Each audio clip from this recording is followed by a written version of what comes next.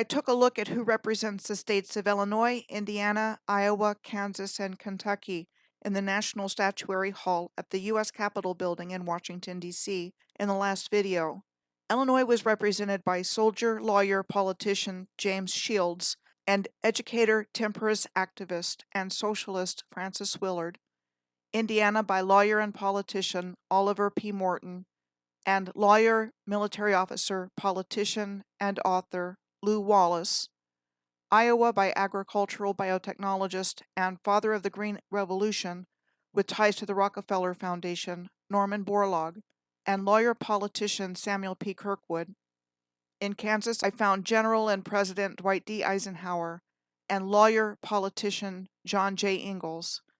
And in Kentucky, I found lawyer-politician Henry Clay and the physician, pioneer surgeon Ephraim McDowell. So far, the count of U.S. politicians in the National Statuary Hall is at 19 out of 34 statues, once again over half of them, with 13 of the politicians being lawyers. And when I get to the last part of this series, I will do an in-depth analysis of interconnections between these historical figures in the National Statuary Hall, some of whom are well known, and others not so much. My name is Michelle Gibson. The two statues representing the state of Louisiana in the National Statuary Hall are Huey Pierce Long and Edward Douglass White. Huey Pierce Long, Jr. was an American politician, serving as Louisiana's governor and as United States Senator. He was assassinated in 1935. Nicknamed the Kingfish, he rose to prominence during the Great Depression as a left-wing populist in the Democratic Party who was critical of President Franklin Roosevelt and his New Deal, which Long didn't think was radical enough. Huey Long was born in August of 1893 near Winfield, Louisiana, the seat of Wynn Parish. His family lived in a comfortable farmhouse and were well off compared to others in Winfield. In the 1890s, Wynn Parish was a bastion of the Populist Party, a left-wing political party that emphasized the idea of the people versus the establishment. In the 1912 election, citizens of Wynn Parish voted more for socialist candidate for President Eugene V. Debs than any other candidate. When Long was in high school, he and his friends were said to have formed a secret society with a mission to run things, laying down certain rules that students would have to follow. Cautioned by his teachers to obey the school's rules, some of the rebellious things Long did included distributing a flyer that criticized his teachers and the necessity of a recently mandated fourth year of secondary education, and successfully petitioning to fire the principal, though he never finished high school. And even though he won a full academic scholarship to Louisiana State University, his family couldn't afford to cover his books or living expenses, so he became a traveling salesman. In 1911, at the urging of his mother, he attended seminary classes at Oklahoma Baptist University, but only for one semester because it didn't suit him. Then in 1912, he attended the University of Oklahoma College of Law, also for a semester, where apparently his grades were poor because he was distracted by the gambling houses while he was attending classes there. While working as a salesman, Long met his future wife, Rose McConnell, who he married in 1913, at a baking contest he promoted to sell Cottolene shortening, a brand of shortening made of beef suet and cottonseed oil that was produced in the United States from 1868 until the early 20th century, the first mass-produced and mass-marketed alternative to lard, a natural cooking fat derived from rendered pig fat. Long enrolled in the Tulane Law School in 1914, concentrating on the courses necessary for the bar exam. He passed the bar and received his license to practice law in 1915. Long established his private law practice in Winfield in 1915, where he represented poor plaintiffs, mostly in workers' compensation cases. In 1918, he entered the race to serve on one of the 3 seats on the Louisiana Railroad Commission. His message to the voters throughout his career as an elected official, in a nutshell, was that he was a warrior from and for the people, battling the giants of Wall Street, with too much of America's wealth being concentrated in too few hands. He won by just over 600 votes. While serving on the commission, he forced utilities to lower rates, ordered railroads to service small towns, and demanded Standard Oil to stop importing Mexican crude oil and use more oil from Louisiana. Long became chairman of the commission in 1922, known by then as the Public Service Commission. Huey Long announced his candidacy for Louisiana governor in August of 1923. He campaigned throughout the state, as well as in rural areas disenfranchised by the Louisiana political establishment, known as the Old Regulars. He did not make it past the primary that year, even though he received 31% of the vote from the electorate and carried 28 parishes, more than his opponents. It was the only election Long ever lost. Long spent the next 4 years building his political organization and reputation. Also, government mismanagement as a result of the Great Mississippi Flood of 1927 from the people affected by it aided Huey Long. The most destructive river flood in U.S. history, it was estimated to cost upwards of $1 billion in damages and caused the displacement of hundreds of thousands of people, many of whom joined the Great Migration, also known as the Black Migration, from the rural South to the industrial cities of the North and Midwest that took place roughly between 1910 and 1970. He launched his second campaign for governor in 1927 using the slogan, "Every man a king, but no one wears a crown." Among other things, he used trucks with loudspeakers and radio commercials in his campaign. He won the 1928 election for governor with 96.1% of the vote in the general election and was the youngest governor elected in state history at the age of 35.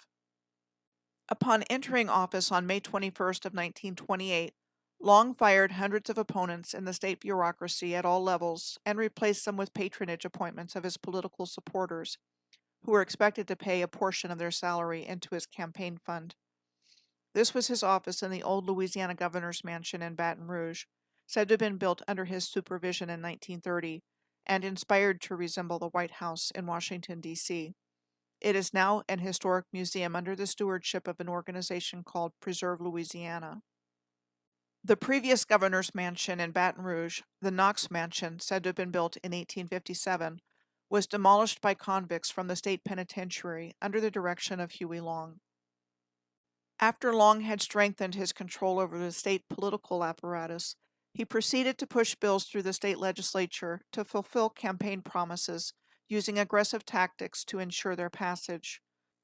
Long met considerable resistance from legislators after calling the legislature into special session in 1929 in order to enact a 5-cent per barrel tax on refined oil production, and his opponents introduced an impeachment resolution against him with 19 charges listed. He was ultimately impeached on 8 of the 19 charges in the Louisiana House, but avoided conviction in the Senate, in which conviction required a 2/3 majority, particularly when 15 senators signed a statement pledging to vote not guilty, regardless of the evidence. In March of 1930, Long established his own newspaper called the Louisiana Progress, which promoted his political aims and attacked his opponents. The newspaper was renamed the American Progress in 1935 and went national to promote Long's Share Our Wealth program and his ambitions for running for president in 1936. Not long after his impeachment proceedings, he announced his candidacy for U.S. Senate in the 1930 Democratic primary. By this time, Huey Long was known as the Kingfish, a name he bestowed upon himself after an Amos and Andy character from the radio show, which first aired in 1928 and was later turned into a television series from 1951 to 1953. The Kingfish in Amos and Andy was a man whose life revolved around his lodge, the Mystic Knights of the Sea. The radio show had black characters, but was created, written, and voiced by 2 white actors, Freeman Gosden and Charles Correll, who also happened to be Freemasons and Shriners. Sure looks like these 2 Freemasons were engaged in the creation of racial stereotypes, like what Bohemian Club member Mark Twain was doing in his literary classic, The Adventures of Tom Sawyer.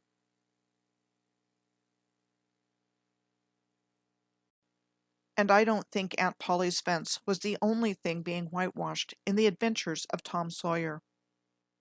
Long won the Senate seat for a term that started while he was still governor of Louisiana.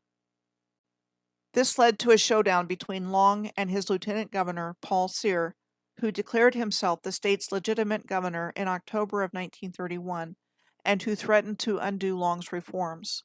Using a combination of the Louisiana National Guard and the Louisiana Supreme Court, Long successfully prevented Cyr from claiming the governorship because he had vacated the lieutenant governorship and had the court eject Cyr, making Long both governor and senator-elect at the same time. He was able to concentrate his power into a political machine and continued his practice of a patronage system, placing his supporters into positions of influence and power. Long's opponents argued that he became the dictator of Louisiana. Long's legacy as governor of Louisiana was said to be his creation of an unprecedented public works program, resulting in the construction of roads, bridges, hospitals, schools, and state buildings, which would have taken place during the Great Depression.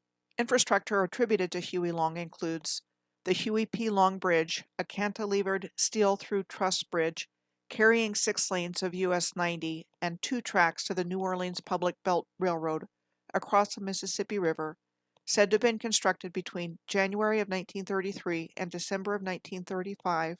The field house at Louisiana State University, said to have been constructed in 1932, with a post office, ballroom, gymnasium, and the largest swimming pool in the United States at the time.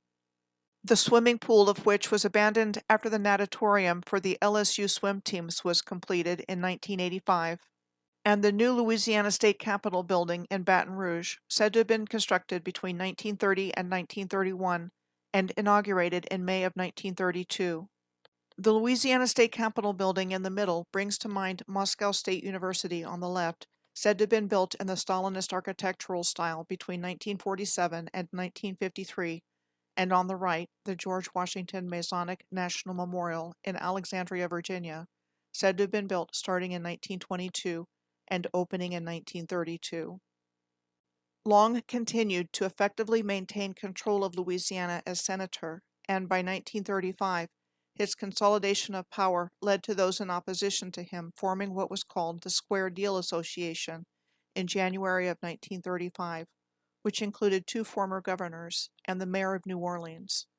On January 25th of 1935, armed square dealers seized the East Baton Rouge Parish Courthouse. In response, Long had the governor, his longtime friend and supporter, Oscar Allen, call in the National Guard and declare martial law, banning public gatherings of more than 2 people and forbidding criticism of state officials. The square dealers left the courthouse, and the only resulting incident was a brief armed skirmish at the airport, leaving 1 person wounded, but no fatalities. In the summer of 1935, Long called for 2 special legislative sessions, which passed laws further centralizing Long's control over the state, and which stripped away the remaining powers of the mayor of New Orleans. On September 8th of 1935, Long was at the state capitol to pass a bill that would gerrymander the district of an opponent, Judge Benjamin Pavey. After the bill passed, Long was shot in the torso at close range, according to the official narrative, by a lone gunman, Baton Rouge physician Dr. Carl Weiss, the son-in-law of Judge Pavey. Dr. Weiss was immediately shot by Long's bodyguards, with his autopsy findings showing that he was shot over 60 times. Long's funeral was held in Baton Rouge on September 12th, with an estimated 200,000 people in attendance, and he was buried on the grounds of the Louisiana State Capitol complex and memorialized by a statue of him directly facing the state capitol building on his grave site. So here we have a man who is said to have been beloved by the people for his anti-establishment rhetoric and hated by his enemies, whose ambition for power was dictatorial in nature, and whose platform was radical socialism, even though he was called a populist member of the Democratic Party, and was also credited with monumental building projects as part of his legacy. Something seems very fishy about this man and his whole story, leading to more questions than answers. Who was this guy? Traveling salesman turned attorney turned politician turned virtual dictator? What was really going on here? I mean, doesn't he even look like he's telling a fish story in this photo of him? Telling a fish story is slang for an improbable, boastful tale after the tendency of fishermen to exaggerate the size of the fish that they have either caught or lost. The other statue representing Louisiana is that of Edward Douglass White, a politician and jurist who was a Supreme Court justice for 27 years and became the 9th Chief Justice of the United States Supreme Court in 1910.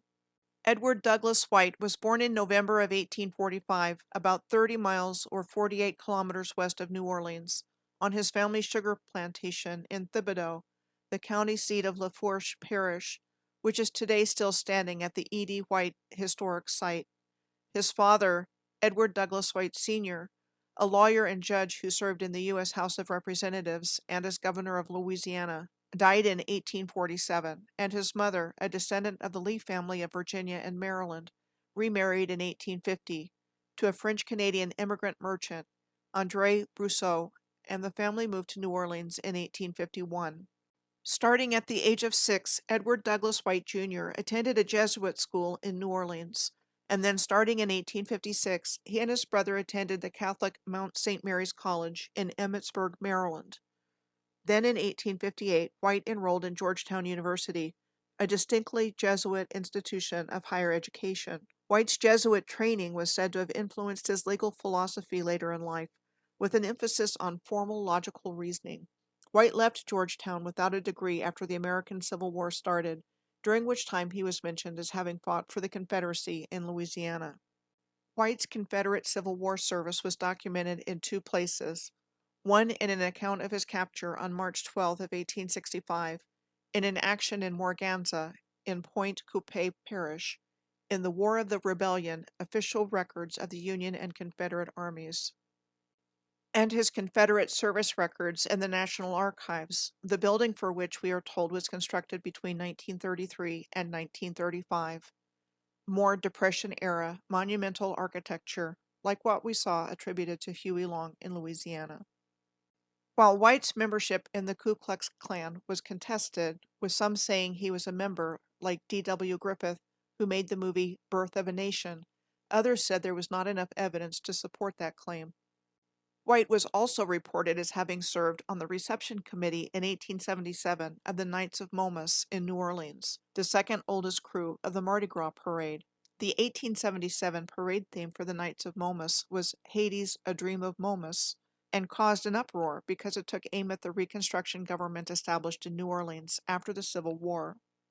Named for Momus, the personification of mockery, satire, and ridicule in Greek mythology, the Knights of Momus had operated continuously as a secret society in New Orleans since its founding there in 1872, the same year the New Orleans Mardi Gras Parade was founded. The Knights of Momus withdrew from participating in the Mardi Gras Parade in 1991 after an ordinance was passed that required all social organizations, including Mardi Gras crews, to certify publicly that they did not discriminate on the basis of race, gender, handicap, or sexual orientation, to obtain parade permits and other public licensure. Operating continuously since its founding, the Knights of Momus still hold an annual bal masque at the Orpheum Theater on the Thursday before Mardi Gras. After the Civil War ended, White began studying law in New Orleans at what was named at the time the University of Louisiana Law School, which became Tulane University. He was admitted to the bar and started practicing law in New Orleans in 1868. In 1874, White served in the Louisiana State Senate, on the Louisiana Supreme Court from 1878 to 1880, and in 1891 was elected as U.S. Senator by the Louisiana State Legislature to succeed James B. Eustis. Eustis was another lawyer turned politician from New Orleans. He graduated from Harvard in 1854 and was admitted to the bar in 1856. He served as President Grover Cleveland's ambassador to France from 1893 to 1897. James B. Eustis was married into the Buckner family, which included his father-in-law, New Orleans cotton broker Henry Sullivan Buckner, and nephew Mortimer Norton Buckner, a Yale graduate turned traveling salesman and insurance salesman, who ended up in New York in 1901 and served as president and chairman of the board of the New York Trust Company, the New York Clearing House, and the National Credit Corporation.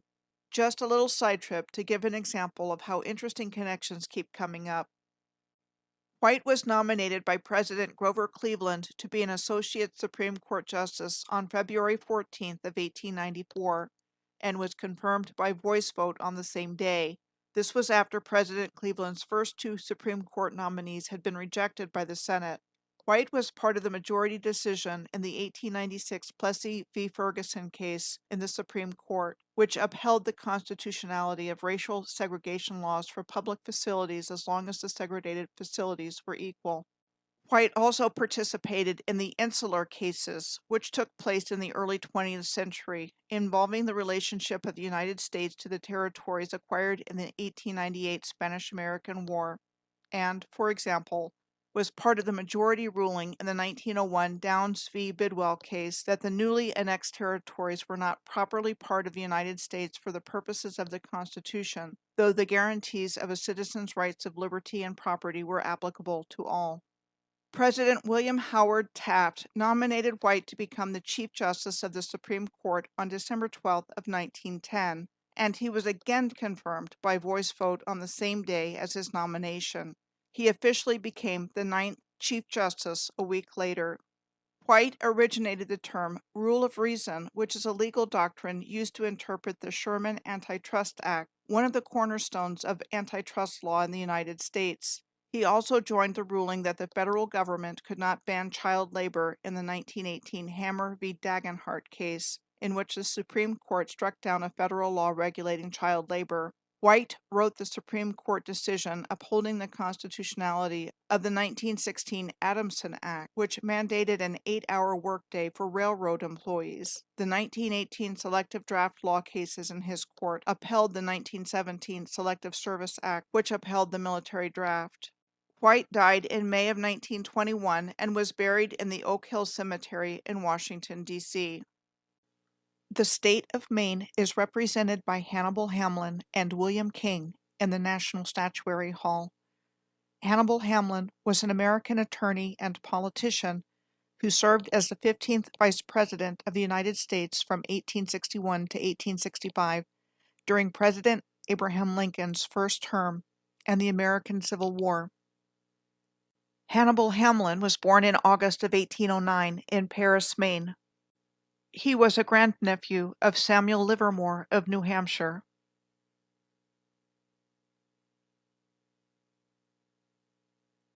Along with district schools, Hamlin attended Hebron Academy, one of the nation's oldest endowed preparatory schools, having been established in 1804.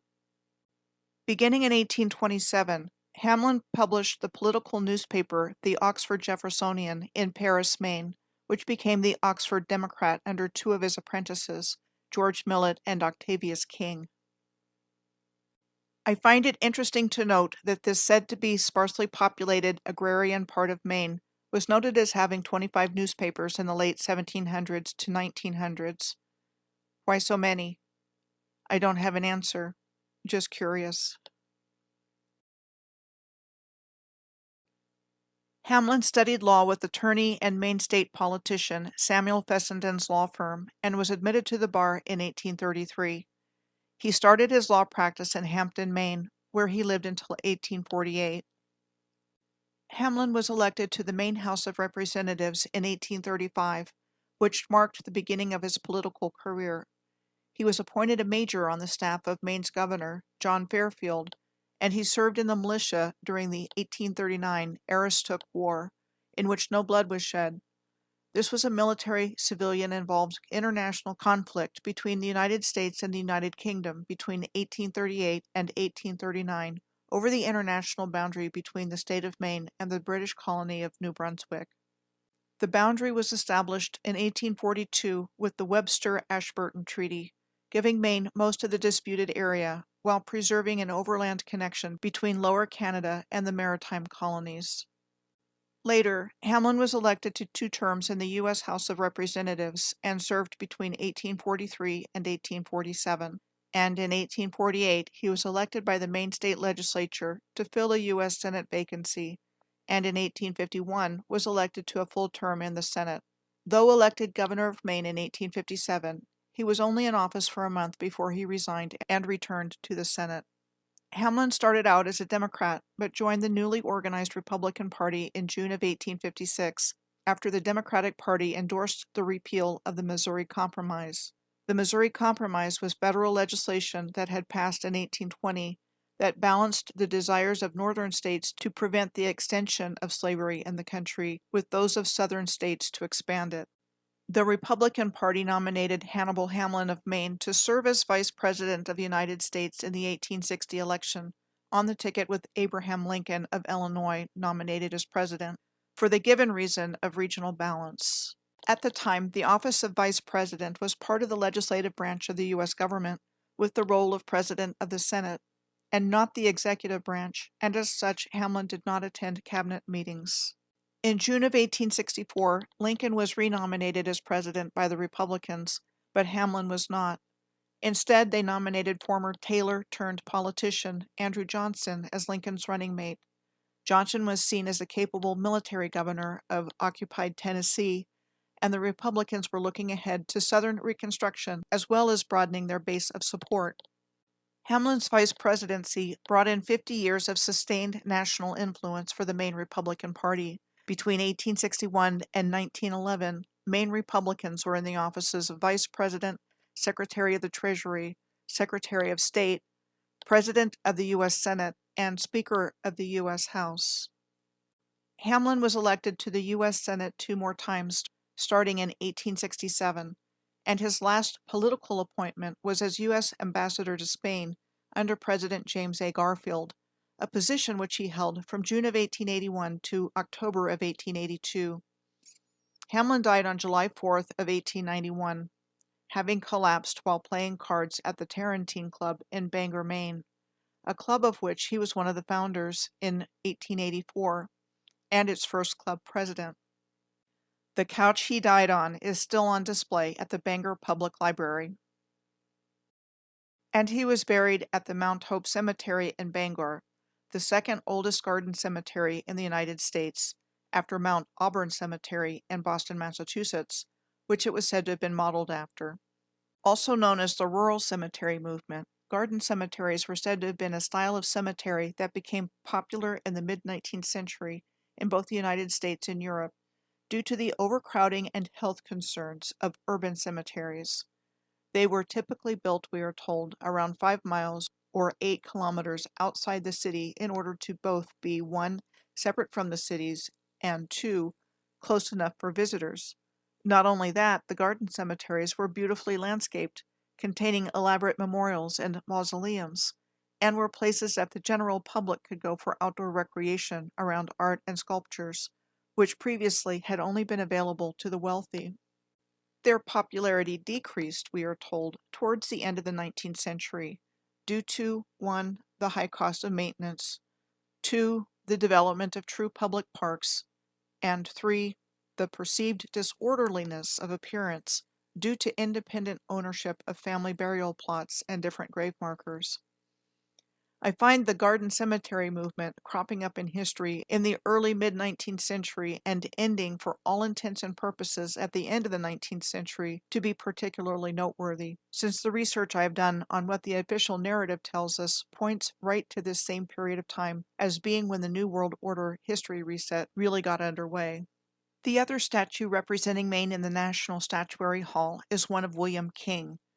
William King was an American merchant, shipbuilder, army officer, and statesman from Bath, Maine, who became the first governor of Maine when Maine separated from Massachusetts in 1820. King's father, Richard, was a merchant and shipowner, and he was born in February of 1768 at Scarborough, Maine. Maine was part of the province of Massachusetts Bay of Britain's colony in America at that time in history.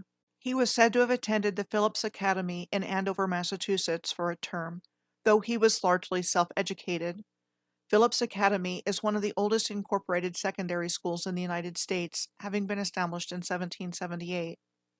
In 1787, King left Scarborough at the age of 19 to live with his sister and brother-in-law in Topsham, Maine. Between the years of 1780 and 1820, the District of Maine was the governmental designation for what became the state of Maine when it was admitted to the Union in 1820. The District of Maine was part of the Commonwealth of Massachusetts, which was admitted to the Union as a state in February of 1788. Interestingly, when I was looking information up on the Commonwealth of Massachusetts becoming a state in 1788, I encountered the Massachusetts Act banning any African or Negro, which was made law on March 26 of 1788, apparently in response to Prince Hall leading Black Masons to petition the court in 1788 to put an end to the slave trade. Two things I want to draw your attention to in the wording of this law is that first, it does not apply to African or Negroes that are subjects of the Emperor of Morocco or a citizen of one of the states that can prove it. Why would subjects of the Emperor of Morocco be specifically mentioned in this law? What if what became known as America was originally part of Morocco, and this knowledge was deliberately removed from our collective awareness, and the civilization was intentionally destroyed?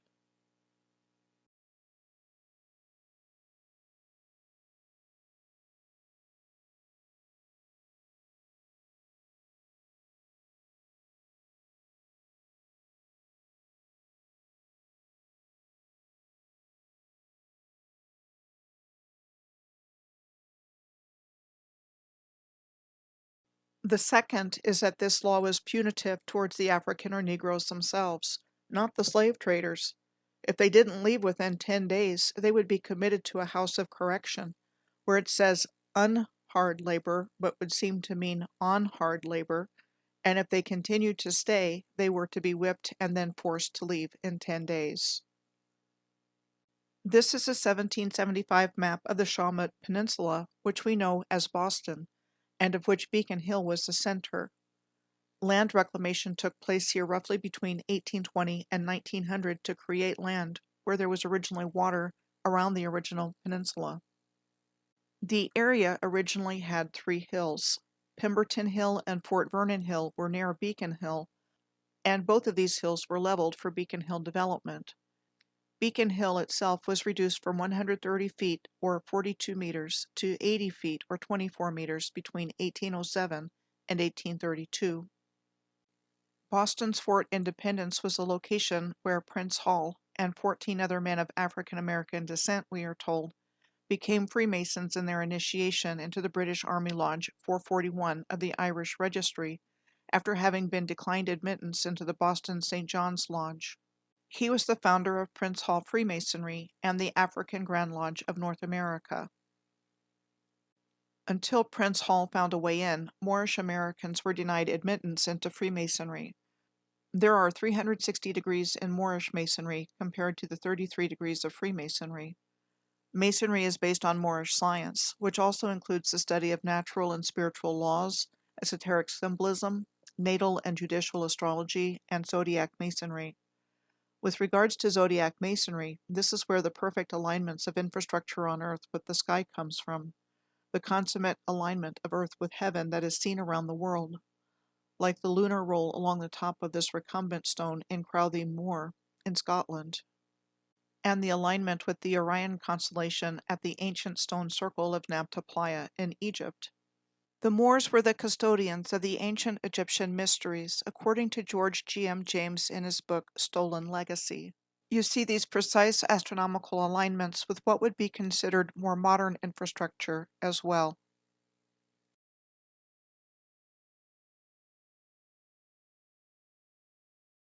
I mean, someone knows about the Moors and what happened to them.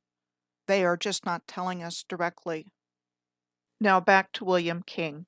In 1795, King became active politically, representing Topsham in the Massachusetts House of Representatives until 1799. In 1799, King moved to Bath, Maine, where he served as Bath's representative in the Massachusetts legislature in 1800, and then as senator for Lincoln County from 1807 to 1811. King quickly worked his way up the ladder from his beginnings, working on the family farm and in various mills. He was credited with building at least 14 ships and was either owner or part owner of 35 merchant ships involved in trade with England, the West Indies, and various ports in the United States. He married his wife, Anne Fraser of Boston, shortly after moving to Bath, and they built their home, Stone House, overlooking the wharves on the Kennebec River where his merchant fleet was docked. King was considered Bath's leading citizen, and besides hosting parties in his mansion, he started the South Church in 1805, initially a congregational church but later abandoned by them and purchased by the Irish Catholics. The South Church was said to have been burned down by an angry mob during what is known to history as the Anti-Catholic Riot in 1854, when a group of local citizens were enraged to violence by a traveling street preacher named John Orr, who called himself the Angel Gabriel, preaching anti-Catholic sentiment in town. At the beginning of the War of 1812, he became a major general in the Massachusetts militia in charge of the District of Maine. King was said to have played a key role in enlisting troops and organizing coastal defenses to protect the Maine coast against attack from the British. He was also a leader in recruiting efforts for the regular army, for which he was made a colonel in the United States Army. In 1813, King started a petition process for Maine to become separate from Massachusetts. King was reelected to the Massachusetts Senate in 1816, and in 1818 the approval was secured for Maine to become a separate state. The Missouri Compromise allowed Maine to become a state on March 15th of 1820, and shortly thereafter William King was elected governor. William King was also a Scottish Rite Freemason, and he became the first Grand Master of Maine in June of 1820, shortly after becoming Maine's first governor.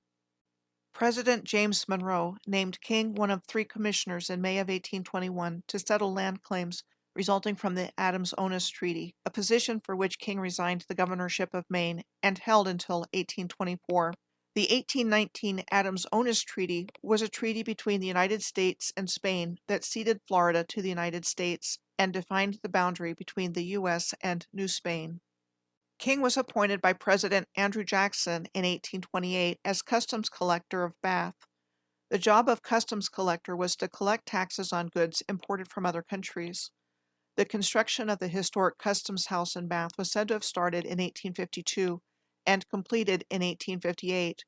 The building was made out of granite with iron beams inside the stone wall, and considered unusual for the time because of its fireproof construction. Even though King's formal education was limited, he served as a trustee for both Bowdoin College in Brunswick, Maine, which was chartered in 1794, and for Waterville College, now called Colby College, which was established in 1813. In June of 1852, William King died at home and was buried in Bath's Maple Grove Cemetery.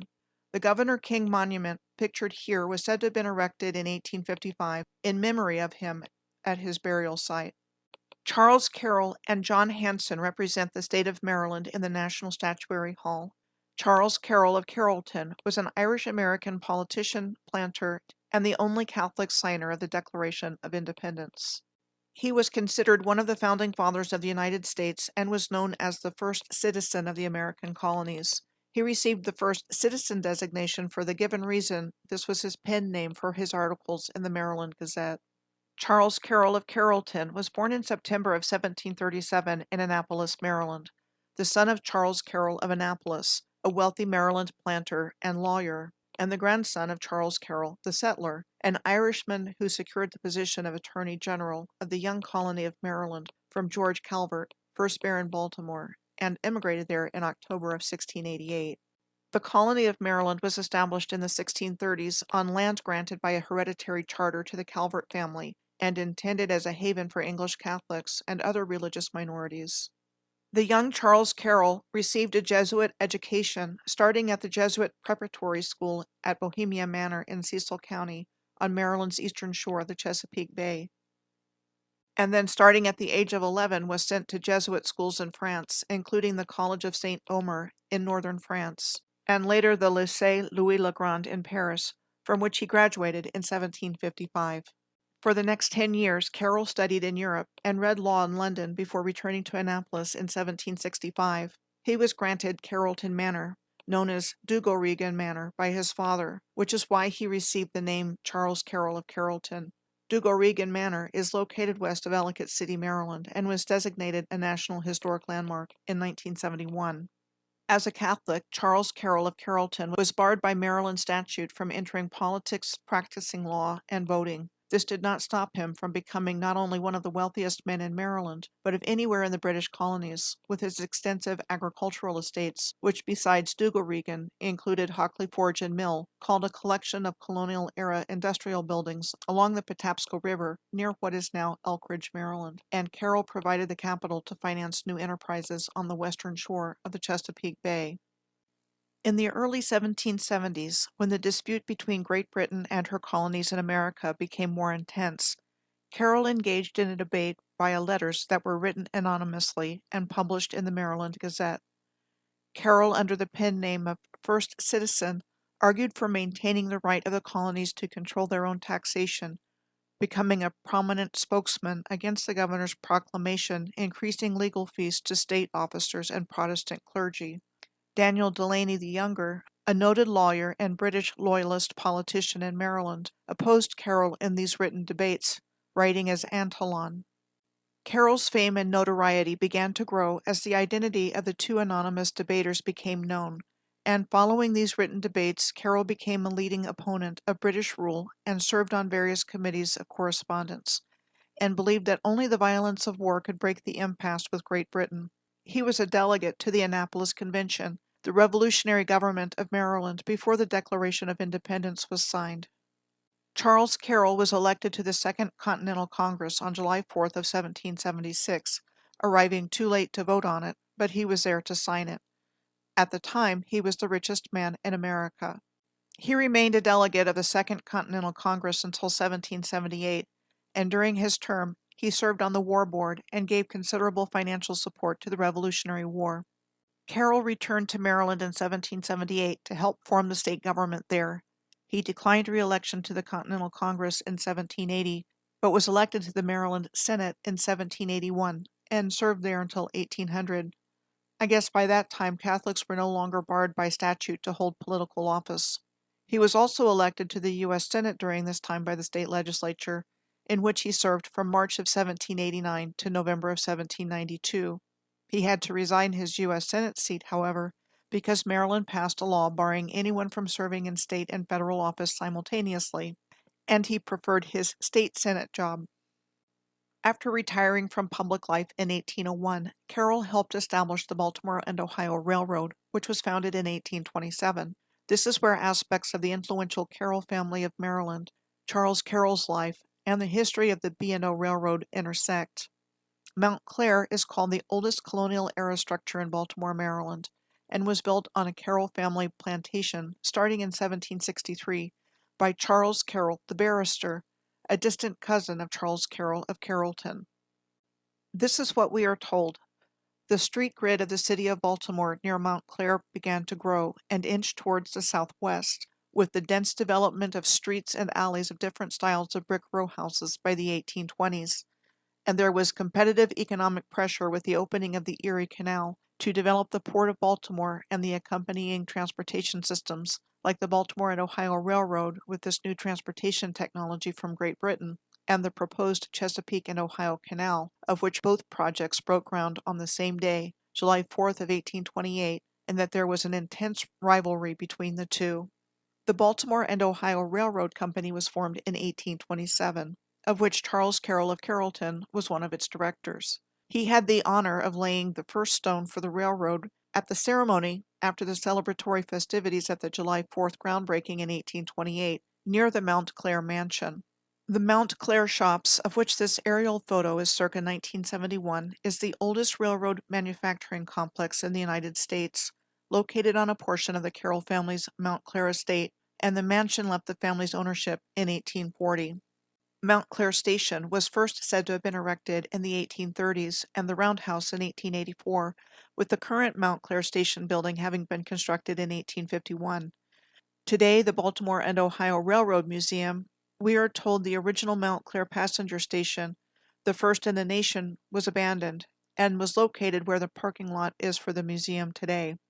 Charles Carroll was elected into the American Antiquarian Society in 1815, a national research library of pre-20th century American history and culture, and the oldest historical society with a national focus, having been founded in 1812.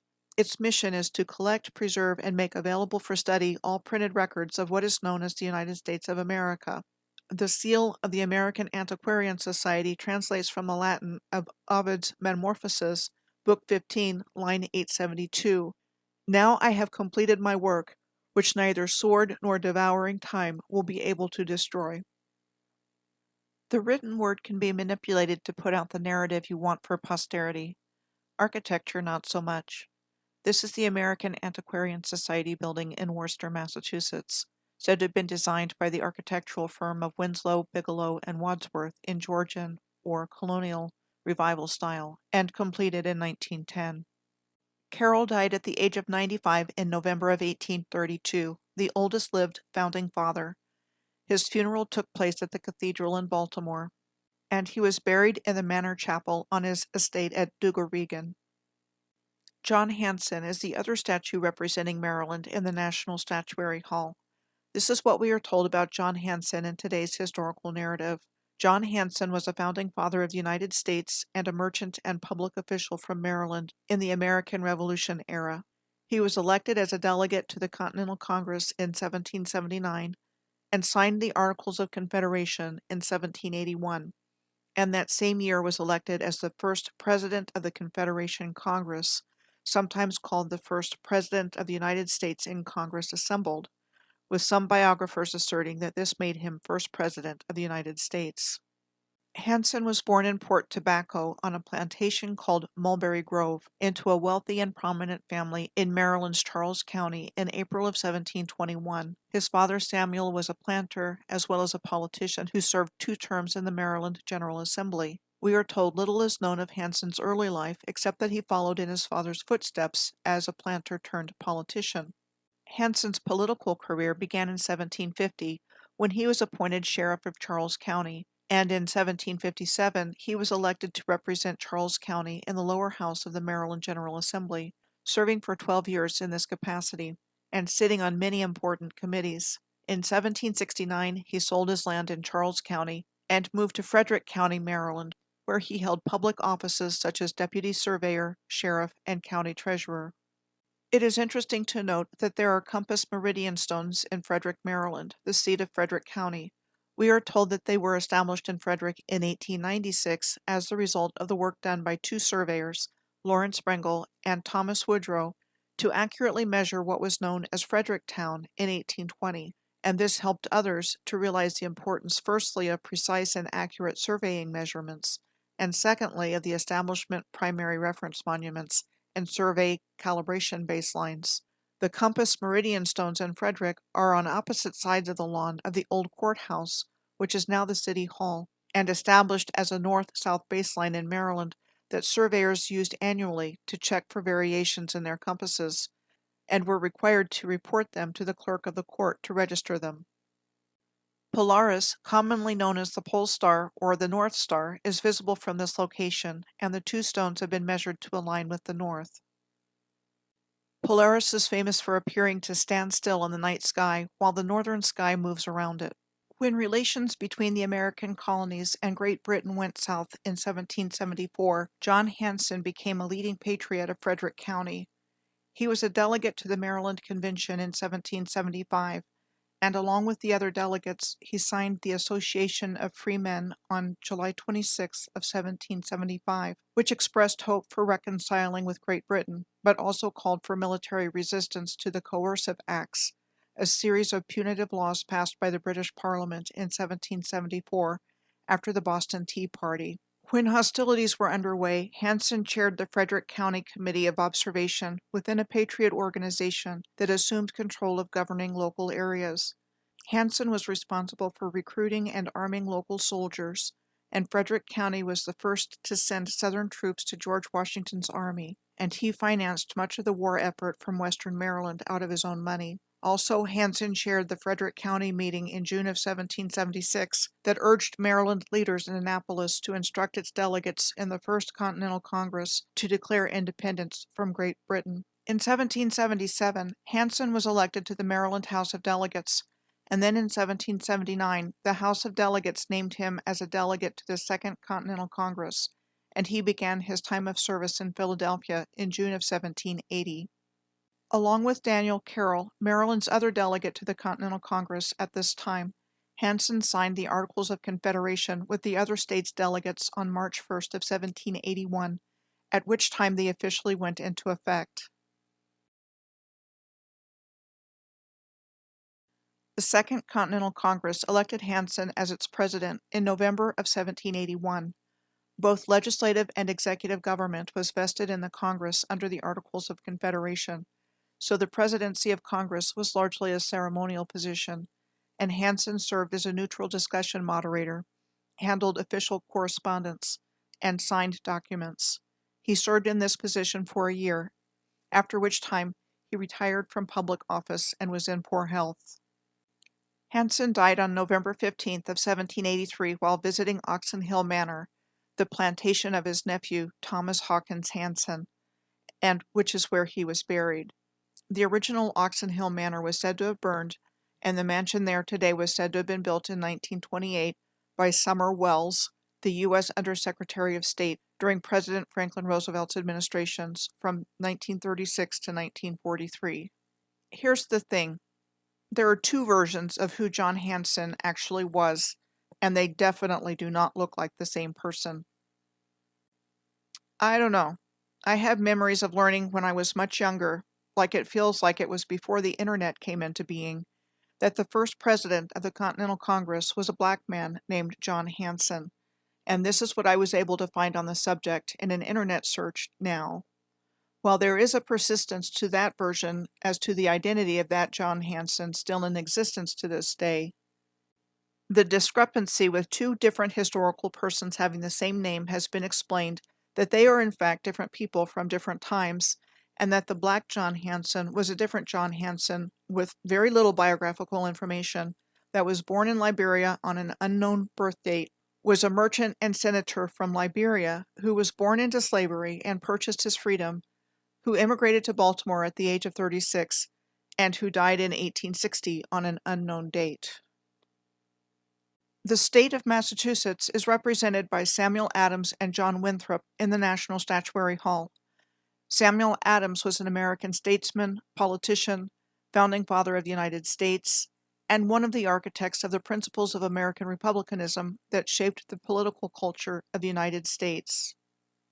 Samuel Adams was born in Boston in the British colony of Massachusetts in September of 1722, one of 3 children who survived out of 12 born to his parents, brewer Samuel Adams Sr. and Mary Fifield Adams. They were Puritans and members of the Old South Congregational Church, which is famous as the place where the Boston Tea Party was organized. This is a photo of the original Old South Meeting House circa 1900.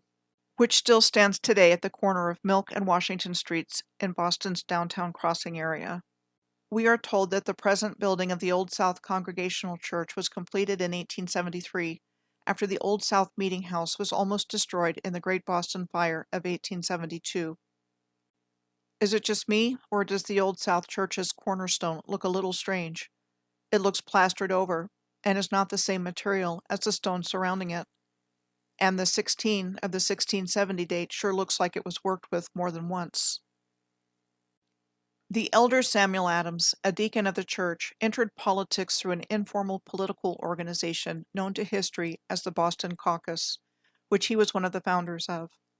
The Boston Caucus promoted candidates who supported popular causes in the years before and after the American Revolution, typically meeting in the smoke-filled rooms of taverns or pubs.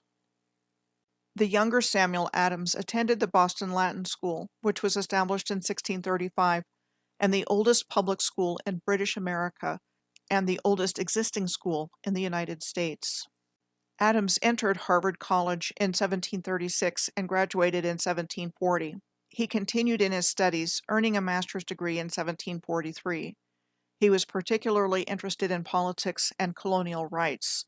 Founded in 1636, Harvard College, the original school of Harvard University, is the oldest institution of higher learning in the United States. Harvard University is located right across the street from the Boston Latin School, and among many other universities and museums, The Isabella Stewart Gardner Museum is only a short walking distance from the Boston Latin School. The largest art theft in U.S. history took place on March 18th of 1990, at which time 12 paintings and a Chinese Shang Dynasty vase, altogether worth between $100 to $300 million, were stolen from the Isabella Stewart Gardner Art Museum. There is still a $10 million reward in place today for information leading to the recovery of the artwork. The museum was said to have been built between 1898 and 1901, with the design heavily influenced by art collector and philanthropist Isabella Stewart Gardner herself on the left, in the style of a 15th century Venetian palace, of which the 15th century Palazzo Santa Sofia in Venice on the right is an example of this type of architecture. The art museum is located near the Back Bay Fens, one of the areas of Boston that was reclaimed between 1820 and 1900, and said to have been designed by Frederick Law Olmsted as part of Boston's Emerald Necklace system of parks. Now back to Samuel Adams. Adams considered going into law after leaving Harvard in 1743, but ended up going into business, working at a counting house until he was let go after a few months because he was too preoccupied with politics. His father subsequently made him a partner in the family's malt house, where the malt necessary for brewing beer was produced. He was first elected into political office in 1747 as one of the clerks of the Boston market, and in 1756 he was elected to the position of tax collector by the Boston town meeting. In January of 1748, Samuel Adams and some friends launched the Independent Advertiser, which advocated republicanism, liberty, and independence from Great Britain. After he and his friends became inflamed by the practice of British impressment, where men were forcibly taken into military or naval service, he went into what can best be described as full-on political activism against Great Britain. The 1764 Sugar Act, passed by the British Parliament, was a revenue-raising act for goods which could only be exported to Britain. It was protested in the colonies for its economic impact, as well as the issue of taxation without representation, by merchants boycotting British goods, and Samuel Adams drafted a report on the Sugar Act for the Massachusetts Assembly, in which he called the Sugar Act an infringement of the rights of the colonists as British subjects. The Sugar Act was repealed in 1766 and replaced with the Revenue Act that same year, which reduced the tax to 1 penny per gallon on molasses imports. The British Parliament passed the Stamp Act in 1765, which required colonists to pay a new tax on most printed materials. Adams supported the calls for a boycott of British goods to pressure Parliament to repeal the tax. Riots from groups like the Loyal Nine, a precursor to the Sons of Liberty, during this time resulted in some homes and businesses being destroyed, and the jury is out on whether or not Adams was directly involved in directing violent agitators in protest at this time. Adams was appointed to the Boston town meeting in September of 1765 to write the instructions for Boston's delegation to the Massachusetts House of Representatives, and he was selected to become a representative for Boston later that same month. Adams was the main author of several House resolutions against the Stamp Act, and he was also said to be one of the first colonial leaders to argue that mankind possessed certain natural rights that governments could not violate. The Stamp Act did not go into effect when it was supposed to on November 1st of 1765 because protesters throughout the colonies had forced stamp distributors to resign, and the tax was subsequently repealed in March of 1766. Next came the Townshend Acts. The Townshend Acts were established by the British Parliament in 1767, establishing new duties on goods imported to the colonies to help pay for the cost of governing the American colonies. The revenues generated from this were to be used to pay for governors and judges independent of colonial control and compliance enforced by the newly created American Board of Custom Commissioners, headquartered in Boston. Resistance grew to the Townshend Acts, and Samuel Adams organized an economic boycott through the Boston town meeting and called for other towns and colonies to join the boycott. Samuel Adams wrote what became known as the Massachusetts Circular Letter, calling on the colonies to join Massachusetts in resisting the Townshend Acts, which was approved by the Massachusetts House on February 11th of 1768, after having not been approved at first. Lord Hillsborough, the British colonial secretary, instructed colonial governors to dissolve their assemblies if they responded to the letter, and directed the Massachusetts governor, Francis Bernard, to have the Massachusetts House rescind the letter, which the House refused to do. Governor Bernard dissolved the legislature after Samuel Adams presented another petition to remove the governor from office. The commissioners of the Customs Board requested military assistance from Great Britain when they found they could not enforce trade regulations in Boston, and a 50-gun warship arrived in Boston Harbor in May of 1768, the HMS Romney.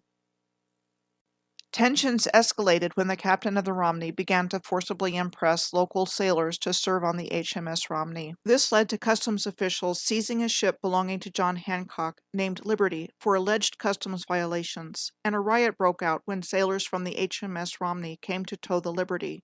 This in turn led Massachusetts Governor Bernard writing to London in response to this incident and requesting that troops be sent to Boston to restore order, and Lord Hillsborough ordered 4 regiments of the British Army there, with the first troops arriving in October of 1768.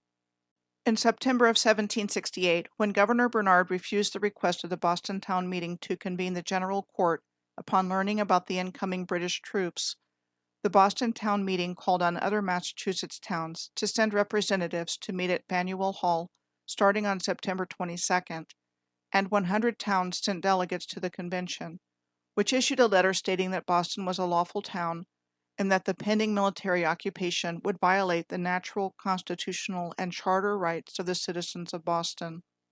The British occupation of Boston was said to have been a turning point for Samuel Adams, according to some accounts, who started working towards American independence and gave up hope for reconciliation with Great Britain. He wrote a number of letters and essays against the occupation, considering it a violation of the 1689 Bill of Rights, which was an act of Parliament seen as a landmark in English constitutional law that laid out basic civil rights. The Journal of Occurrences publicized the occupation of Boston throughout the colonies in a series of unsigned articles that may or may not have been written by Adams. The articles were claimed to be a factual daily account of events in Boston under British occupation, depicting unruly British soldiers assaulting citizens on a regular basis with no consequences to them. Publication of the Journal of Occurrences ended on August 1st of 1769, when Governor Bernard permanently left Massachusetts. 2 British regiments were removed from Boston in 1769, and 2 remained. The Boston Massacre took place in March of 1770. 5 civilians were killed by British soldiers in a crowd of several hundred who were said to have been taunting the soldiers. The incident was well publicized by Samuel Adams and Paul Revere, and was depicted in Revere's 1770 engraving, pictured here. The situation quieted down somewhat after the Boston Massacre, with Parliament repealing the Townshend Acts in April of 1770, with the exception of the tax on tea. Samuel Adams continued to urge the colonists to boycott British goods, but the boycott faltered because of the improvement of economic conditions. Adams and his associates came up with a system of committees of correspondence between towns in Massachusetts in November of 1775, where they would consult with each other on political matters by way of messages sent through these committees that recorded British activities and protested British policies. These committees of correspondence soon formed in other colonies as well. The new Massachusetts governor, businessman and loyalist politician Thomas Hutchinson became concerned that the committees of correspondence system was becoming an independence movement. The governor addressed the Massachusetts legislature and argued that denying the supremacy of Parliament came dangerously close to rebellion. Adams and the House responded to him by saying that the Massachusetts Charter did not establish Parliament's supremacy over the province, so Parliament could not claim that authority. This exchange was published and publicized in the widely distributed Boston pamphlet. Samuel Adams was said to have been a leader in the events leading up to the Boston Tea Party that took place in December of 1773 in our historical narrative. The British Parliament had passed the Tea Act in May of 1773 to help the British East India Company, who had amassed a surplus of tea that it could not sell. The Tea Act allowed the East India Company to sell the tea directly to the colonies, granting them significant cost advantage over local merchants and reduction in their taxes paid in Great Britain, while at the same time keeping the Townshend duty on tea imported in the colonies. In late 1773, 7 ships were sent to the colonies carrying the surplus tea, with 4 bound for Boston Harbor. Adams and the committees of correspondence promoted opposition to the Tea Act, and with the exception of Massachusetts, every colony was successful in not having the tea delivered. Governor Hutchinson was determined to hold his ground and have the tea delivered to those designated to receive it. All other efforts to prevent the tea from being unloaded having failed, on the night of December 16th of 1773, approximately 342 chests of tea were dumped overboard in the course of 3 hours by a large group of men known as the Sons of Liberty. Samuel Adams publicized the event and defended it, arguing that the Boston Tea Party was not the act of a lawless mob, but the only remaining option left to people to defend their rights. Great Britain's response to the Boston Tea Party was the introduction of the coercive, also known as intolerable acts, of which the first was the Boston Port Act, enacted in March of 1774 and effective June 1st, which closed Boston's commerce until the British East India Company had been repaid for the destroyed tea. The May of 1774 Massachusetts Government Act rewrote the Massachusetts Charter, making numerous officials royally appointed as opposed to elected. Also passed by the British Parliament in May of 1774, the Administration of Justice Act allowed colonists charged with crimes to be transported to another colony or to Great Britain for trial. General Thomas Gage was the new royal governor of Massachusetts appointed to enforce the coercive acts, and he was also the commander of British military forces in North America. Samuel Adams worked to coordinate resistance to the coercive acts. In May of 1774, with Adams moderating, the Boston Town Meeting organized a boycott of British goods. In June of 1774, he chaired a committee in the Massachusetts House behind locked doors, which proposed what became the First Continental Congress in Philadelphia, and to which Samuel Adams became one of 5 delegates from Massachusetts.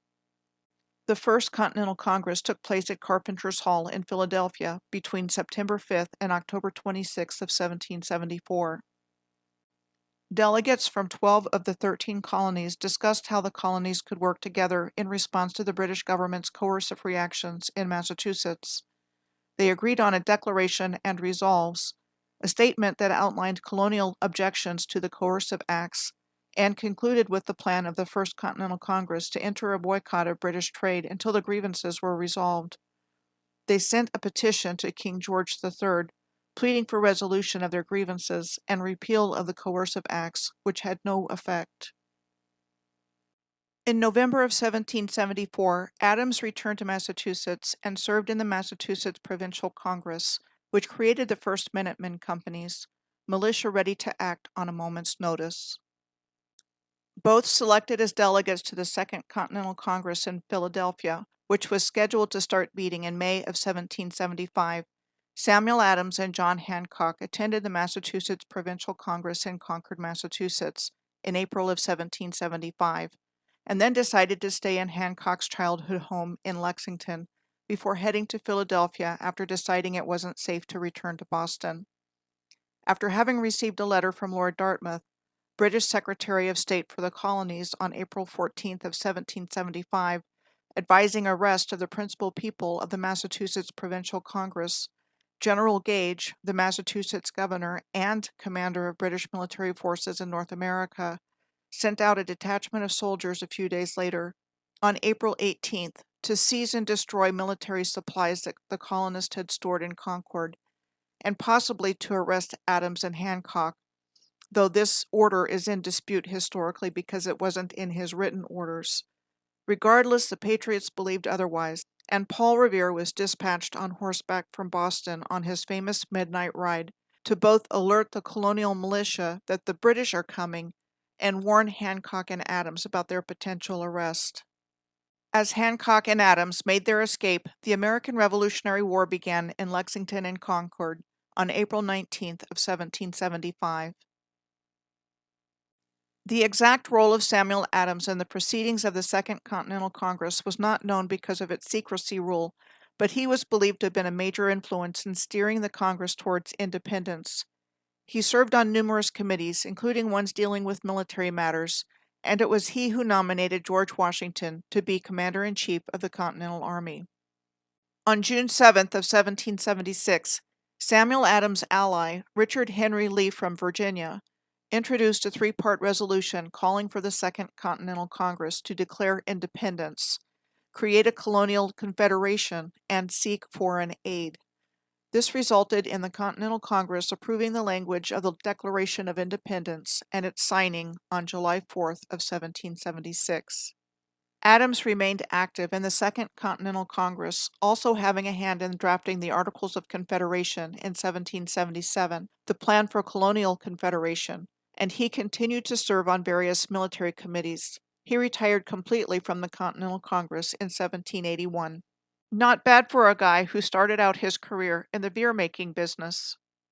Adams had returned to Boston in 1779 to attend a state constitutional convention, at which time he was appointed to a three-man committee to draft a new state constitution. The new Massachusetts Constitution was amended by the convention approved by voters in 1770, and is among the oldest functioning constitutions in continuous effect in the world. Adams continued to remain active in politics after his return to Massachusetts, putting his focus on the promotion of virtue. He occasionally served as moderator of the Boston Town Meeting, and he was elected to the state senate.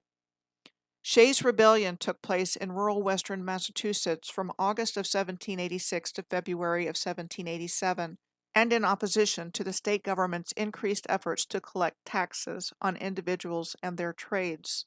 Residents in these areas had few assets beyond their land and bartered with each other for goods and services, as opposed to the market economy of the developed areas of Massachusetts Bay and Connecticut River Valley.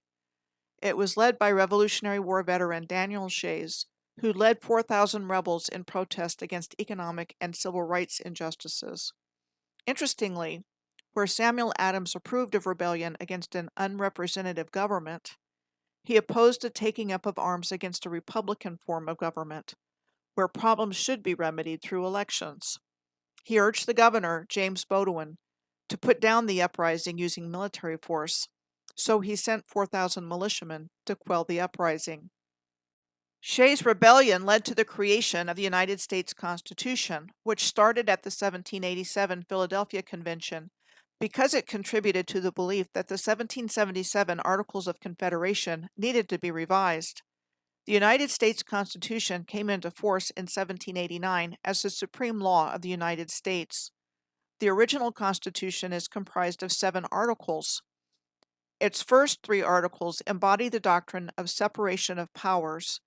Its next 3 articles embody the concepts of federalism and the rights and responsibilities of state governments, and its last article established the procedure used by the 13 original states to ratify it. The first 10 amendments to the Constitution are known as the Bill of Rights, which were ratified by the first U.S. Congress on December 15th of 1791, and offer specific protection for individual liberty and justice, and place restrictions on the power of government. Samuel Adams was elected Lieutenant Governor of Massachusetts in 1789, a position in which he served until Governor John Hancock's death in 1793, at which time he became acting governor. The following year, Adams was elected as the Massachusetts governor, a position in which he served between October of 1794 and June of 1797. In Massachusetts, Samuel Adams was considered a leader of the Jeffersonian Republicans, also known as the Democratic Republican Party, a political party founded by Thomas Jefferson and James Madison in the early 1790s that championed things like republicanism, agrarianism, political equality, and expansionism. This was in opposition to the Federalist Party, a conservative party that was founded in 1789, and the first political party in the United States. It was led by people like Alexander Hamilton and Samuel's cousin, John Adams, and favored centralization, federalism, modernization, industrialization, and protectionism. Samuel Adams supported the suppression of the Whiskey Rebellion for the same reasons he supported the suppression of Shays' Rebellion. The whiskey tax was the first tax imposed on a domestic product by the newly formed federal government, and was intended to generate revenue for the war debt brought about by the Revolutionary War and primarily affected people living in rural areas, like farmers in the new country's western frontier who turned surplus grains into alcohol, and where whiskey was used for bartering. The Whiskey Rebellion was a violent tax protest in the United States that started in 1791 and ended in 1794 during George Washington's presidency, and when George Washington himself led 13,000 militiamen provided by Virginia, Maryland, New Jersey, and Pennsylvania to put down the insurgency. All the insurgents left because the army arrived, effectively ending the rebellion and resulting in a handful of arrests of individuals that were later acquitted or pardoned.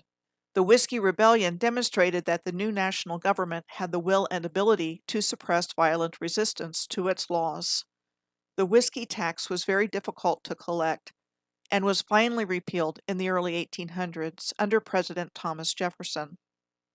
Adams retired from politics after his term as governor ended in 1797, and he died on October 2nd of 1803 at the age of 81 and was buried in Boston's Granary Burying Ground, which was also where Paul Revere was laid to rest. No mention of his famous midnight ride or much of anything on his grave marker. Paul Revere's grave marker reminded me of the simple grave markers at Boot Hill in Tombstone, Arizona, famous for the gunfight at OK Corral between the Earps and the cowboy outlaws. The Granary Burying Grounds gate and fence were said to have been designed in Egyptian revival style by Isaiah Rogers in 1840, and Isaiah Rogers was said to have designed an identical gateway for Newport, Rhode Island's Touro Synagogue Cemetery in 1842. Speaking of Egyptian revival-style architecture, there's a stunning example of it at the Downtown Presbyterian Church in Nashville, Tennessee, said to have been designed by architect William Strickland and completed in 1846. One more thing before I move on. This is what came up when I searched for "Was Samuel Adams a Freemason?" I found Samuel Adams mentioned as a Freemason in an article from June of 2009 on the antiquesandthearts.com website about the Grand Lodge of Masons in Massachusetts celebrating 275 years of brotherhood. The article mentioned things like the Green Dragon Tavern in Boston being the unofficial headquarters of the American Revolution, as well as the meeting place for the Grand Lodge of Massachusetts, which had purchased the Green Dragon Tavern in 1764 and used it as a meeting place until 1818. Also mentioned in this article is that it was the origin point for the Boston Tea Party participants and Paul Revere's Midnight Ride, as well as mentioning that there were Freemasons among the British soldiers occupying Boston, which are called Brethren. So who's their loyalty to?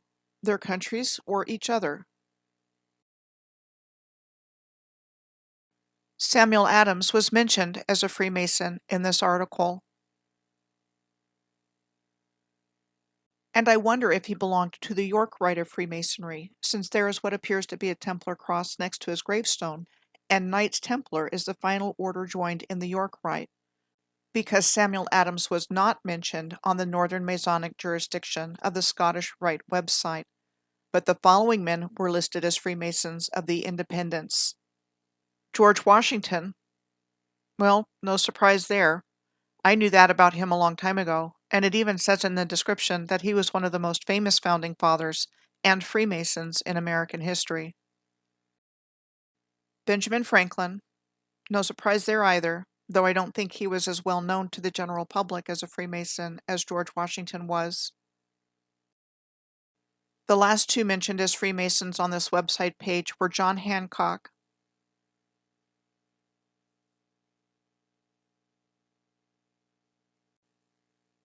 and Paul Revere.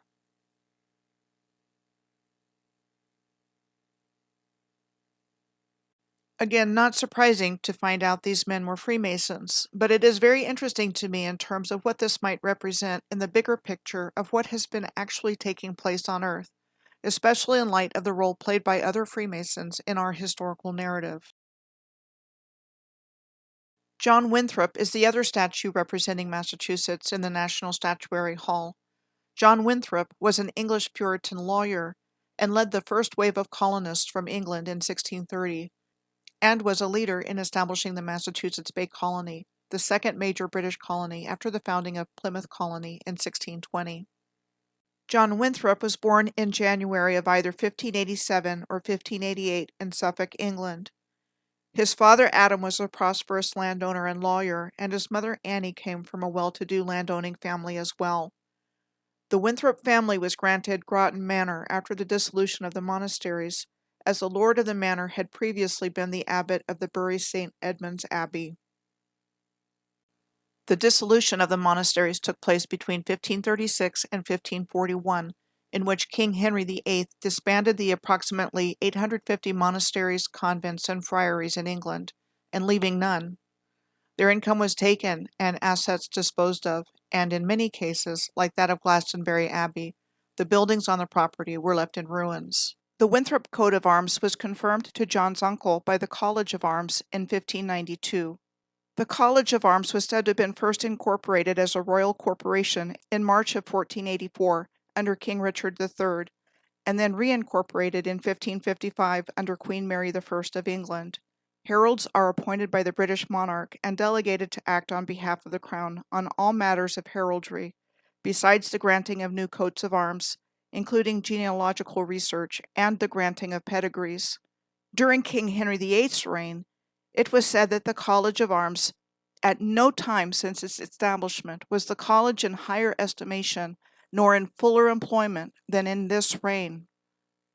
In 1530, King Henry VIII conferred the duty of heraldic visitation on the college, that of tours of inspection between 1530 and 1688 around England, Wales, and Ireland, to register and regulate the coats of arms of nobility, gentry, and boroughs, and to record pedigrees. During the time of the dissolution of the monasteries between 1536 and 1541, this duty gained even more importance, as the monasteries were formerly the repositories of local genealogical records, and from then on, the college was responsible for the recording and maintenance of genealogical records. The College of Arms has been on Queen Victoria Street in the City of London in the shadow of St. Paul's Cathedral since 1555. This is the coat of arms for the College of Arms, with the motto, Diligent and Secret, which interestingly the Heraldry Wiki doesn't know the meaning of. Could it possibly mean exactly what it says, diligent and secret? Like, we don't want you to know something, but we are sure working hard at what we are doing. This would explain a question I am often asked: how to explain something like a mud flood event and repopulation effort involving lots of parentless children, when some people have long genealogies in their families, and I am one of them, with long genealogies on all of my family lines, including ancestors on the Mayflower on my paternal grandmother's side. Yet my husband's family got the name Gibson from an orphan ancestor that worked on a cattle drive for a man named Gibson, and he took his name. Another question that comes to my mind is, why does the word arms refer to both heraldry devices and weapons? I have had some major questions about King Henry VIII's role in the historical narrative. Many star forts were attributed to having been built during his reign, like the Portland Castle on the Isle of Portland between 1539 and 1541, and Sandsfoot Castle in neighboring Weymouth, completed in 1542, and that both were meant to defend the original harbor against French and Spanish invaders, we are told. During this same period of time, the Jesuit order was formed in 1540 by a papal bull issued by Pope Paul III, under the leadership of Ignatius Loyola, and included a special vow of obedience to the Pope in matters of mission direction and assignment. In 1542, Pope Paul III also established the Holy Office, also known as the Inquisition, and the Congregation for the Doctrine of the Faith. And in May of 1543, Nicholas Copernicus published On the Revolutions of the Heavenly Spheres, offering mathematical arguments for the heliocentric or sun-centered universe, and denying the geocentric model of the Earth-centered universe of Ptolemy, and the once widely accepted geocentric model of the universe was henceforth no longer considered adequate. Copernicus's universe-changing book was published shortly before his death on May 24th of 1543. Anyway, back to John Winthrop. Winthrop entered Trinity College at the University of Cambridge in 1602. Trinity College was founded in 1546 by King Henry VIII. Interesting to note that this architectural style found at Trinity College looks just like college architecture found all over the world, with examples shown here at Korea University in Seoul, Korea on the top left, Sydney University in Sydney, Australia on the top right, Mainz University in Mainz, Germany on the bottom left, and at the University of Oklahoma in Norman, Oklahoma on the bottom right. John Winthrop left Trinity College in 1605 to get married to Mary Forth, the daughter of a family friend. In 1613, Winthrop's father transferred the family holdings in Groton to him, and he became Lord of the Manor at Groton. Lord of the Manor referred to the landholder of a rural estate, enjoying manorial rights, which was the right to establish and occupy a residence, and seigneury, the right to grant or draw benefit from the estate. Also sometime around 1613, Winthrop enrolled in Gray's Inn, where he read law but did not advance to the bar. Gray's Inn is one of the four Inns of Court in London, along with the Lincoln Inn, Inner Temple, and Middle Temple, that educate and train barristers in order to be able to practice law in England and Wales. The early records of all four Inns of Court were lost, and the exact dates of their founding is not known. The records of Gray's Inn are lost up until the year 1569, but was believed to date back to 1370. Winthrop's wife Mary died in 1616, and he was remarried to Thomasine Clopton, who also died in 1616, in childbirth in December of that year. Through his legal connections, he began courting Margaret Tyndall, the daughter of Chancery Judge Sir John Tyndall and Anne Egerton, the sister of Stephen Egerton, a leading Puritan preacher of his time. John Winthrop and Margaret Tyndall were married in April of 1618. At some point not long after they were married, John acquired a position at the Court of Wards and Liveries and traveled between London and Groton, where his wife and eldest son John from his first marriage managed the manor when he was away. The Court of Wards and Liveries was established starting in 1540 during the reign of King Henry VIII by two acts of Parliament, the Court of Wards Act of 1540 and the Wards and Liveries Act of 1541. It was established around the issues of practical matters relating to the Crown's right of wardship and livery of young orphaned heirs where their father had been a tenant-in-chief of the Crown, including having rights over the deceased's estate, including income and land. So, this special court also administered a system of levying and collecting feudal dues.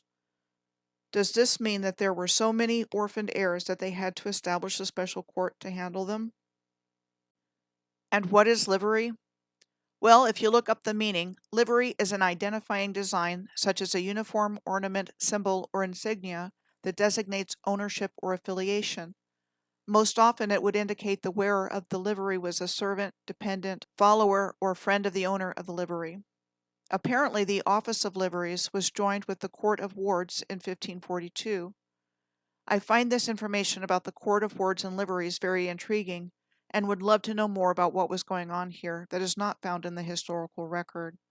Perhaps there was more to it than just a way of replenishing the royal treasury and controlling wards and the administration of their lands, which is found in the historical record. But was there a connection between the English words livery and delivery, where definitions of delivery include 1. The transfer of something from one place or person to another, 2. The process of giving birth, and in law, 3. The formal or symbolic handing over of property to a grantee or third party. Our historical narrative tells us the religious atmosphere for Puritans started to change in England in the mid to late 1620s, after King Charles I ascended to the throne in 1625 and had married a Roman Catholic. There was an atmosphere of intolerance towards Puritans, and this state of affairs led Puritan leaders to consider immigration to the New World as a means to escape persecution. The establishment of Plymouth Colony on the shores of Cape Cod Bay in 1620 was the first successful religious colonization of the New World. In 1629, a charter was received by Puritan investors that became known as the Massachusetts Bay Company to govern a land grant of territory between what became known as the Charles River in eastern Massachusetts and the Merrimack River, which starts in New Hampshire and flows southward into Massachusetts. Puritan John Endicott led a small group of settlers to the area around this time to prepare the way for a larger migration, and he became the first governor of the Massachusetts Bay Colony from 1629 to 1630, and served as governor several more times over the years, for a total of 16 years altogether. The exact connection by which John Winthrop got involved with the Massachusetts Bay Company is not known, but he had connections with individuals associated with the company. Also in 1629, King Charles I dissolved Parliament, beginning a historical period known as 11 years of rule without Parliament. This worried Massachusetts Bay Company principal investors, and John Winthrop as well, who had lost his position with the Court of Wards and Liveries in the crackdown on Puritans that took place with the dissolution of Parliament.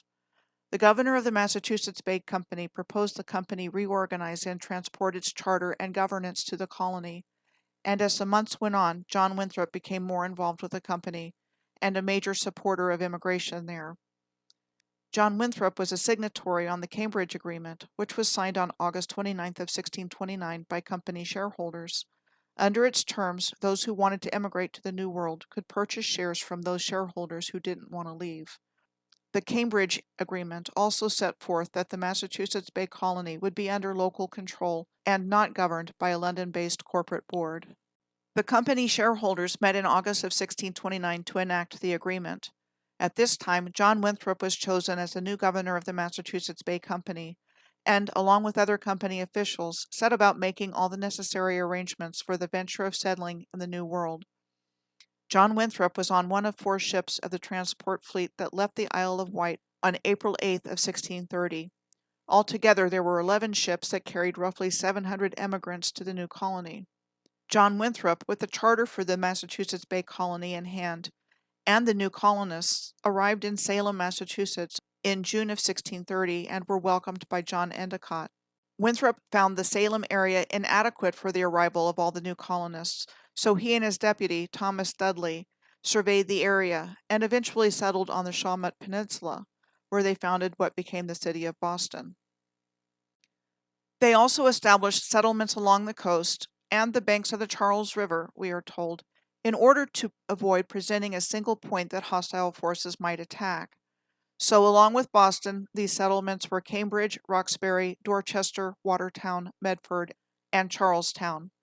This map was the illustration that appeared opposite the title page of Williams' book from that time, entitled New England's Prospect, and called A True, Lively, and Experimental Description of that part of America commonly called New England, discovering the state of that country, both as it stands to our new-come English planters and to the old native inhabitants, laying down that which might enrich the knowledge of the mind-traveling reader or benefit the future voyager.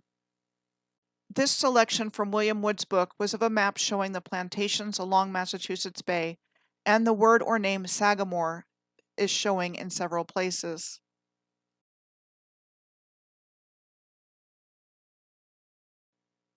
The word Sagamore, or Sachem, apparently denoted a leader of the Algonquin-speaking peoples. I just want to say that it is extremely difficult to find information about who the Algonquin people really are because the visuals we see are typically like this. Here's an historic photograph that I came across a while back of the Algonquin Narragansett people of Rhode Island, circa 1925. We are told that in its early months, the new colony struggled, losing around 200 people to various diseases. Winthrop worked alongside the laborers and servants in the work of the colony, setting an example for the other colonists to do all the work that needed to be done on the plantation. Interesting to see the word plantation used so much even from the very beginnings of the New World. In the history of colonialism, plantation was a form of colonization where settlers would establish a permanent or semi-permanent settlement in a new region.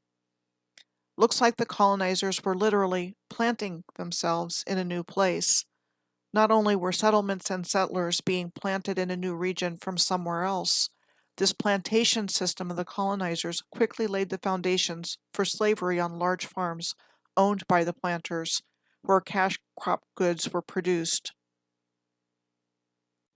The word plantation first started appearing in the late 1500s to describe the process of colonization, like the plantations of Ireland in the 16th and 17th centuries, during which time we are told the English crown confiscated land from Irish Catholics and redistributed the land to Protestant settlers from Great Britain, creating all kinds of long-term problems. The British plantations of Ireland replaced the Irish language, law, and customs with those of the British, created sectarian hatred between Protestants and Catholics, and Northern Ireland is still part of Britain to this day. Now back to John Winthrop. This plaque memorializes John Winthrop's first house in Boston, said to have been built nearby. The marker was placed on the old Boston Stock Exchange building, located at 53 State Street, by the City of Boston in 1930. The old Boston Stock Exchange building was said to have been built between 1889 and 1891 from designs by the architectural firm of Peabody and Stearns, and one of the largest office buildings in America back in the day, and in its heyday housed banks, corporations, safe deposit vaults, lawyers, and businessmen. Governor Winthrop was also granted an estate on the southern bank of the Mystic River in Somerville, Massachusetts, by the Massachusetts Bay Colony in September of 1631 that he called 10 Hills Farm. It was so named for what were called 10 small knolls on the property, which included orchards and meadows for grazing cattle. 10 Hills Farm was inherited by his son, John Winthrop, Jr., in 1649, who was the governor of the Connecticut colony between 1659 and 1676. Today, 10 Hills is a neighborhood of Somerville. On the other side of the Mystic River from the 10 Hills Farm was a shipyard owned in absentia by Matthew Craddock, one of the original principal investors of the Massachusetts Bay Company, and it was there that one of the colony's first ships was said to have been built, the 30-ton Blessing of the Bay, and first launched on July 4th of 1631. It was operated by John Winthrop as a trading and packet ship up and down the coast of New England, but only for a short time, as the ship disappeared from view, possibly wrecked on the Capes in 1633 on a voyage to Virginia with a load of fish and furs. Winthrop was a big regional landowner. He owned the land that became the town of Billerica, Governor's Island in Boston Harbor, and Prudence Island in Narragansett Bay in Rhode Island. Winthrop spent a lot of time writing, including his The History of New England, 1630 to 1649, also known as the Journal of John Winthrop, which was apparently not published until the late 18th century. John Winthrop died of natural causes in March of 1649 and was buried in the King's Chapel Burying Ground, the oldest cemetery in Boston and a site on the Freedom Trail. The Freedom Trail is a 2.5-mile or 4-kilometer long path through Boston with 16 locations significant to the history of the United States that was established in 1951. I'm going to end this video here, and in the next part of this series, we'll be looking at the representatives in the National Statuary Hall of the states of Michigan, Minnesota, Mississippi, and Missouri.